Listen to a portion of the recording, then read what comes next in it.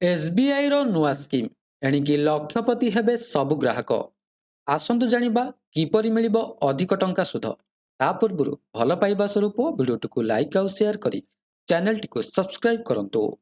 ଭାରତୀୟ ଷ୍ଟେଟ୍ ବ୍ୟାଙ୍କରେ ସ୍ମଲ୍ ସେଭିଂକୁ ପ୍ରାଧାନ୍ୟ ଦେବା ପାଇଁ ନୂଆ ଯୋଜନା ଆରମ୍ଭ କରାଯାଇଛି।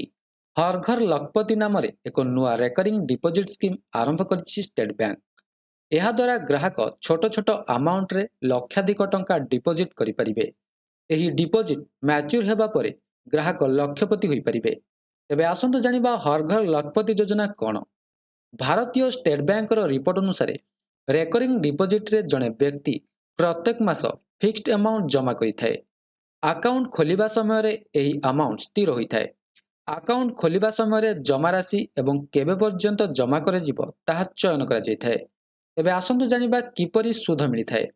ପ୍ରତ୍ୟେକ ମାସରେ ଜମା ହୋଇଥିବା ନିଶ୍ଚିତ ରାଶିରେ ସୁଧ ପ୍ରଦାନ କରାଯାଏ।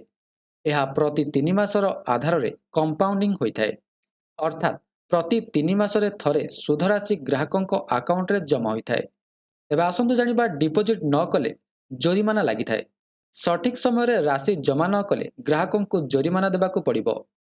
5 ବର୍ଷ ବା ତାଠାରୁ କମ୍ ସମୟରେ ରେକରିଂ ଡିପୋଜିଟ୍ ପାଇଁ ଯଦି 100 ଟଙ୍କା ଜମା କରନ୍ତି ତେବେ ଆକାଉଣ୍ଟଧାରୀଙ୍କୁ ମାସିକ 1 ଟଙ୍କା 50 ପଇସା ଜୋରିମାନା ଦେବାକୁ ପଡ଼ିବ।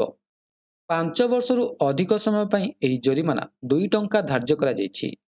ତେବେ ଆସନ୍ତୁ ଜାଣିବା ବୟସ୍କ ବ୍ୟକ୍ତିଙ୍କ ପାଇଁ କ'ଣ ରହିଛି ସୁଧହାର। ସାଧାରଣ ନାଗରିକଙ୍କ ପାଇଁ 3 ରୁ 4 ବର୍ଷ ଅବଧି ପାଇଁ ରେକରିଂ ଡିପୋଜିଟ୍ରେ ସୁଧହାର 6.75% ରହିଛି।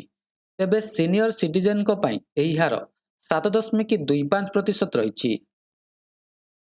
ତେବେ ଜାଣନ୍ତୁ ଏହି ଭୁଲରୁ ବନ୍ଦ ହୋଇଯାଇଥାଏ ଆକାଉଣ୍ଟ।